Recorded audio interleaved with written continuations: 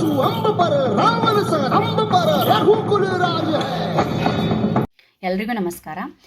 ಇತಿಹಾಸ ಅಂದರೆ ಕೇವಲ ದಿನಾಂಕಗಳ ಪುಸ್ತಕ ಆಗಬಾರ್ದು. ಇತಿಹಾಸ ಅಂದರೆ ಧೈರ್ಯ, ಸ್ವಾಭಿಮಾನ, ತ್ಯಾಗ ಮತ್ತು ಕೈಗೆಟುಕುವಂಥ ಸಾಹಸವಾಗಿರಬೇಕು ಅಂತ ಆ ಸಾಹಸಿಕ ನಾಯಕನ ಹೆಸರು ಕೇಳಿದ ತಕ್ಷಣ ನಮ್ಮ ಹೃದಯದಲ್ಲಿ ಉತ್ಸಾಹ ಮೂಡುತ್ತೆ. ಅವರು ಬೇರೆ ಯಾರೂ ಅಲ್ಲ, ಅವರೇ ನಮ್ಮ ಛತ್ರಪತಿ ಶಿವಾಜಿ ಮಹಾರಾಜರು. ಇವರು 1630ರಲ್ಲಿ ಹುಟ್ಟಿದ ಶಿವಾಜಿಯವರು ಬಾಲ್ಯದಲ್ಲಿ ಗೆಳೆಯರಂತೆ ಎಲ್ರಿಗೂ ಧೈರ್ಯ ಕಲಿಸ್ತಾ ಬಂದರು. ಅವ್ರು ಹೇಳ್ತಾ ಇದ್ರು, ಸ್ವರಾಜ್ಯ ಅಂದರೆ ಅದು ಕೇವಲ ರಾಜಧಾನಿ ಆಗಬಾರ್ದು, ಅದು ಜನರು ಭಯವಿಲ್ಲದೆ ಗೌರವದಿಂದ ಬದುಕುವ ಹಕ್ಕಾಗಿರಬೇಕು ಅಂತ. ಹಾಗಾದರೆ ಶಿವಾಜಿ ಮಹಾರಾಜರು ಏನಾಗಿದ್ರು? ಅವರು ಕೇವಲ ಯೋಧರಾಗಿದ್ರ? ಅವರು ಸೂಕ್ಷ್ಮ ಯೋಧರಾಗಿದ್ದರು, ಅಸಾಧಾರಣ ನಾಯಕರಾಗಿದ್ದರು, ಆಧುನಿಕ ಸಿಒ ಕೂಡ ಆಗ್ಬೋದಾಗಿತ್ತು. ಆ ಕಾಲದಲ್ಲಿ ದೊಡ್ಡ ದೊಡ್ಡ ಸಾಮ್ರಾಜ್ಯಗಳು, ದೊಡ್ಡ ದೊಡ್ಡ ಸೇನೆಗಳು ಅವರ ಮುಂದೆ ಎಲ್ಲವೂ ದೊಡ್ಡವಾಗಿತ್ತು. ಅಷ್ಟೇ ಅಲ್ಲ, ಎಲ್ಲವೂ ಅಪಾಯಕಾರಿ ಕೂಡ ಆಗಿತ್ತು. ಆದರೆ ಶಿವಾಜಿ ಮಹಾರಾಜರಿಗೆ ಬೇಕಾಗಿದ್ದು ಏನು ಗೊತ್ತಾ? ಸ್ನೇಹ, ಧೈರ್ಯ, ತಂತ್ರ ಮತ್ತು ಜ್ಞಾನ.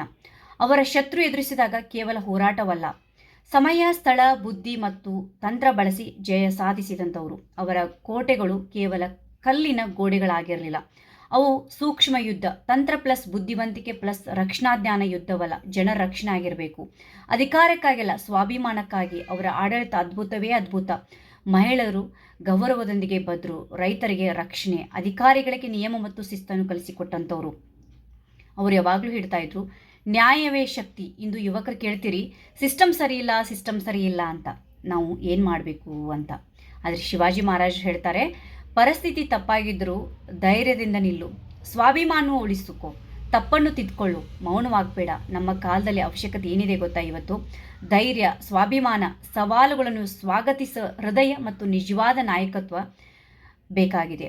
ಆದರೆ ಇನ್ನೊಂದು ಹೇಳಬೇಕು, ಶಿವಾಜಿ ಮಹಾರಾಜರು ಇತಿಹಾಸದ ಪುಟಗಳಲ್ಲಿ ಮಾತ್ರ ಉಳಿಯಬಾರದು. ಅವರು ನಮ್ಮ ನಡವಳಿಕೆಯಲ್ಲಿ, ನಿರ್ಧಾರಗಳಲ್ಲಿ ಮತ್ತು ಸಾಹಸಗಳಲ್ಲಿ ಬದುಕಬೇಕಂತ ಕೇಳ್ತಾ ಇದ್ದೀನಿ. ನಾವು ಪ್ರತಿ ವರ್ಷ ಅವರ ಫೋಟೋಗೆ ಹೂ ಹಾಕುವುದಷ್ಟೇ ಸಾಕಾಗುವುದಿಲ್ಲ. ಅವರ ಗುಣಗಳನ್ನು ನಮ್ಮ ಜೀವನದಲ್ಲಿ ಅಳವಡಿಸಿಕೊಳ್ಳಬೇಕು. ಅವಾಗ ಮಾತ್ರ ನಾವು ನಿಜವಾದ ಶಿವಾಜಿ ಮಹಾರಾಜರ ಸಂತತಿ ಆಗ್ತೀವಿ. ಜೈ ಭವಾನಿ, ಜೈ ಶಿವಾಜಿ.